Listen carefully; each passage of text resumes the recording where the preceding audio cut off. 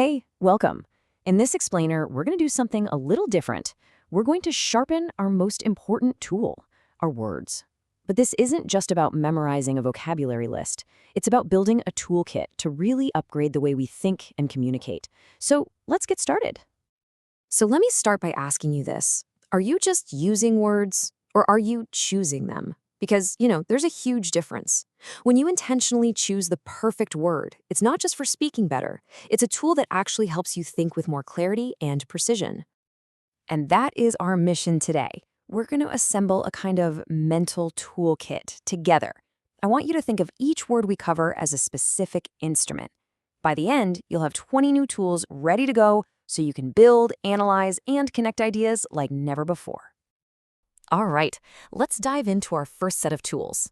This part is all about action and influence.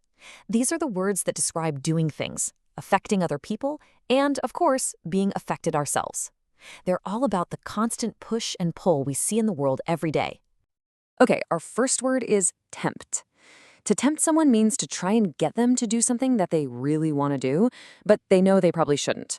The feeling itself, that pull, is called a temptation. That's the noun form.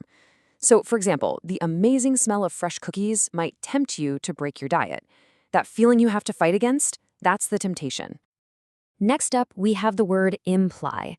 Now, to imply something means you're suggesting it, but you're not saying it directly.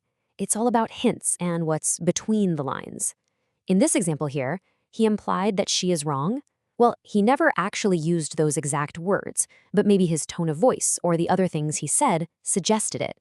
That hidden meaning is the implication, and this leads us to a really important related idea. This slide is perfect for seeing the difference between implicit and explicit. An implicit message is kind of like the part of an iceberg that's underwater. It's suggested, but you don't see it directly. Just remember, implicit is inside the message. On the other hand, an explicit message is like someone shouting through a megaphone. It's stated clearly, out in the open for everyone to hear. Just remember, explicit is expressed. Our next word is tear. This one's pretty straightforward. It means to pull something apart with force, like you might tear a piece of paper. A very close synonym is rip, which usually suggests a faster, sharper action. But, and this is the important part, look what happens when we add the word down. The phrasal verb tear down has a much bigger, more powerful meaning, to completely demolish a huge structure, like an old building. This slide shows us a really powerful pair of opposites. On the left, you can see those blocks are being used to construct something, which just means to build or create. But on the right, those same blocks are being broken apart. That's to destruct or destroy. These two words really represent that fundamental cycle of making something and, unmaking it. And the final word in this first section is endure. To endure something means to go through something painful or difficult, but to do it with patience and strength. It's more than just surviving, It's about resilience. You can see some related words here like tolerate, withstand, and bear. The noun form is endurance, which is that ability to endure hardship. Okay, let's move on to our second set of tools. This part is all about judgment and ideas. So we've talked about words of action. Now we're going to explore the words we use to think about and form judgments about those actions and the world around us. Let's take a look at the super versatile word rate. As you can see in this table, it has a few different jobs. As a verb, it's used to express an opinion. You might say, I rate this movie highly.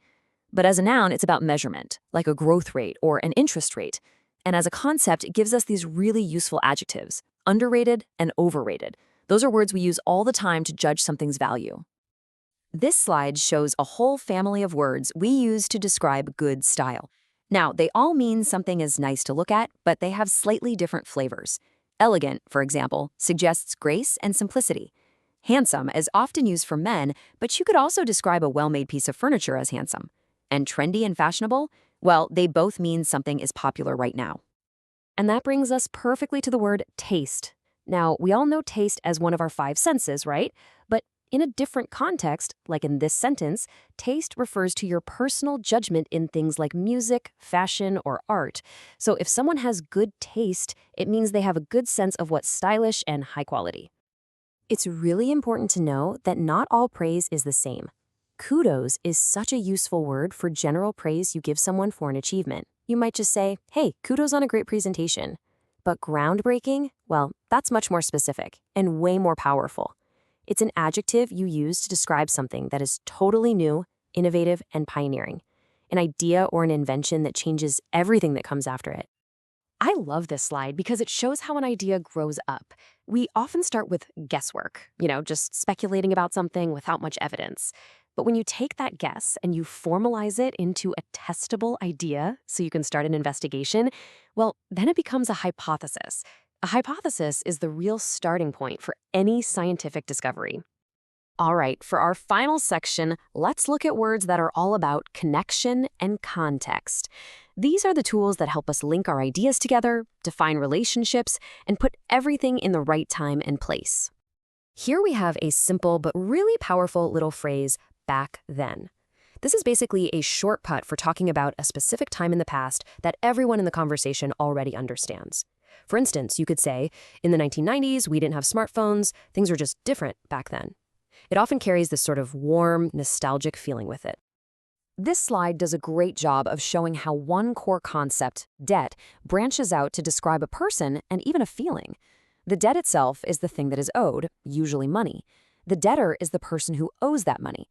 And indebted, that's the state or feeling of owing someone. And you can be indebted for money, sure, but you can also be indebted to someone for a favor or for their help. Okay, here's a tricky one where context is absolutely everything. The word affair. In a formal or business setting, an affair just refers to general matters. For example, a country has a minister of foreign affairs. But in a personal context, an affair almost always means a secret romantic relationship. So the meaning completely changes depending on the situation.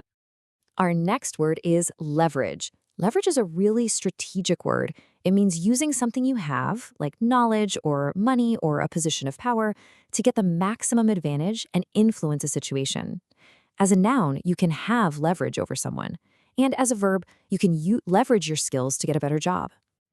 The word refer is a fundamental connector. You'll use it all the time. To refer to something just means to mention it or to point someone's attention towards it.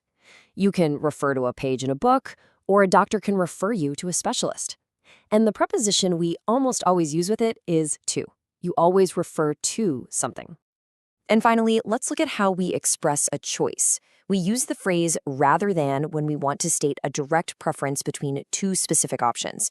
For example, I would prefer tea rather than coffee. The words alternate or alternative, on the other hand, are used to present another possibility. So if you don't like the main plan, you might ask, okay, what's the alternative? So one is about preference and the other is about possibility. And just like that, our toolkit is assembled. We've explored words of action and influence, words of judgment and ideas, and words of connection and context. You now have a much more precise set of instruments for building and sharing your thoughts. So I'll leave you with this final question. With these new tools in your vocabulary, what new idea can you express more clearly today? Take a moment to think about it. Thanks for joining me.